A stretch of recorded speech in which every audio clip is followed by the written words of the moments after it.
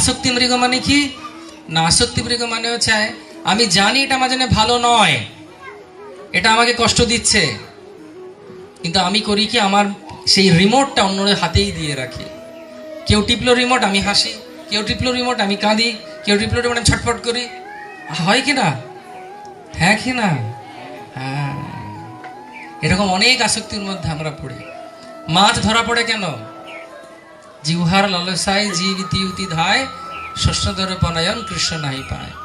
তার কারণ হচ্ছে মাছ লোলায়িত হয়ে যায়, আসক্ত হয়ে যায় এই ছিপের খাবারের জন্য। হাতি ধরা পড়ে কিভাবে না, পুরুষ হাতিকে স্ত্রী হাতি দিয়ে ধরা হয়, স্ত্রী হাতিকে পুরুষ হাতি দিয়ে ধরা হয়।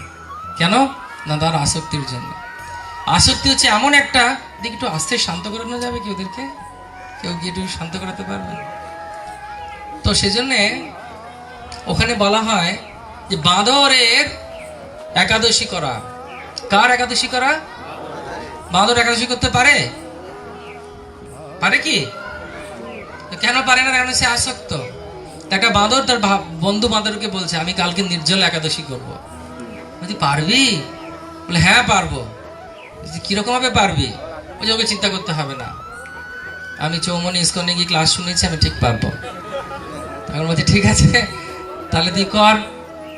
তখন বাঁদর করেছে কি, ওকে সবাই বলেছে দেখ দুর্বল হয়ে যাবি, একদিন পুরো না খেয়ে থাকা, গাছে উঠতে পারবে কি, দায় করতে পারবে কি, ন করতে পারবে কি না, এইসব কিছু বলেছে। তো পরের দিন বাঁদর যখন নির্জল একাদশী এসেছে, সেটা কলা গাছের নিচে বসে আছে ভোরবেলা থেকে। বলছে না না, গাছে উঠেই বসি, যদি কালকে শক্তি না পাই। তো গাছে উঠে বসেছে। তো গাছে যখন উঠে বসেছে, তারপরে বলছে না না, কলাগুলো ধরেই বসি, যদি আমার কালকে দুর্বল বেশি হয়ে যায় আর যদি পড়ে যাই তাহলে কি হবে, তা আমি কলাটা ধরেই বসি। তারপরে বলছে কালকে যদি অনেক দুর্বল হয়ে ছাড়াতে না পারি কলাটা কি হবে? তো ছাড়িয়ে নিয়েছে। ছাড়িয়ে নিয়ে বলছে কালকে যদি চিবোতে না পারি কি হবে, মুখে দিয়েই রাখি। তো মুখে দিয়ে দিয়েছে। মুখে দিয়ে বলছে কালকে যদি চিবোতে না পারি কি হবে, চিবিয়েছে। বলছে চিবিয়ে যখন পেরেছে গিলেই ফেলি আর কি। তো ওইখানে একাদশী ব্রত শেষ। সেরকমই আমাদের ওই রকম বাঁদরের যে কলা খাবার প্রতি লোভ, সেরকম আমাদের জীবনেও কিন্তু অনেক এরকম আসক্তি আছে। এই আসক্তি হচ্ছে অনেক শুষ্ক বা খুব সাটল, যেটাকে ইংলিশে বলে। একজন সাধু সব ছেড়ে দিয়েছে, শুধু লজ্জা নিবারণের জন্য একটা কাপড় শুধু কোমরে জড়িয়ে রাখে। তো সেই সাধু একটা জঙ্গলের উপর থাকে, জঙ্গলের একটা জায়গায় থাকে, আর রোজ সকালবেলা ওই গ্রামের লোকেরা কি ওর কাছ থেকে হরিকথা শোনে। তো একদিন হরিকথা শুনতে দেরি হয়েছে, ওরা আসতে। সাধু বলছে কোথায় গেল? সব ছেড়ে দিয়েছে কিন্তু কিচ্ছু নেই, কিচ্ছু নেই তার। সে বলছে আসছে না কেন আজকে, কেন দেরি করছে, কেন দেরি করছে, কেন হরিকথা শুনতে আসছে না, কেন আসছে না শুনতে আমার কাছে? বলে বলে বলে উঁচুতে উঠলে দেখা যাবে আসছে কি আসছে না। বলে বলে অনেক গাছের উপরে উঠেছে, আর একদম মগডালে উঠে মরাট করে পড়ে নিচে পড়ে গেছে, পড়ে গিয়ে হাড়গোড় ভেঙে মারা গেছে। তখন গ্রামের লোকেরা যখন এসেছে দেখছে সাধু বাবা মারা গেছে। কেন মারা গেছে? সব ছেড়েও কিন্তু কিছু আসক্তি থেকে যায়। তো একবার একজন সাধু ছিলেন, সে অনেক বড় ভগবানের ভক্ত। তার কাছে বৈকুণ্ঠ বিমান এসেছে তাকে নিয়ে যাওয়ার জন্য সশরীরে। হরিবল, কেমন হবে যদি এরকম আমাদের জন্য আসে?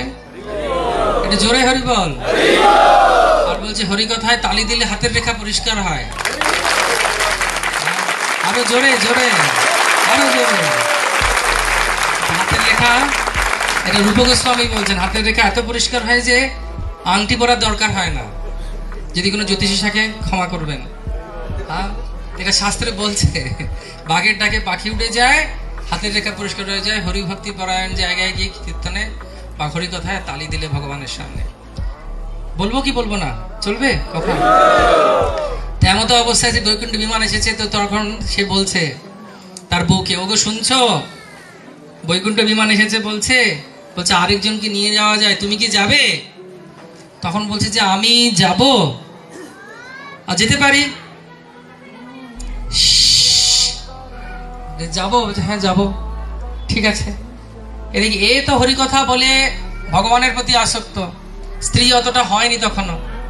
তো স্ত্রী বলছে আমি কি আমার ছেলে পুলে নাতি পুতি আর যতজন আমার বন্ধু বান্ধব আমার বোন টোন সবাইকে নিয়ে যেতে পারবো? বলছে ঠিক আছে, দেখো বসার জায়গা তো একটা, তুমি আমার পাশে বসে পাটা ঝুলিয়ে দেবে, আর ওরা তোমার পা ধরে ধরে ধরে ধরে ওর পা এরকম করে করে করে তোমরা বৈকুণ্ঠ বিমানে যাবে। বলছে ঠিক আছে।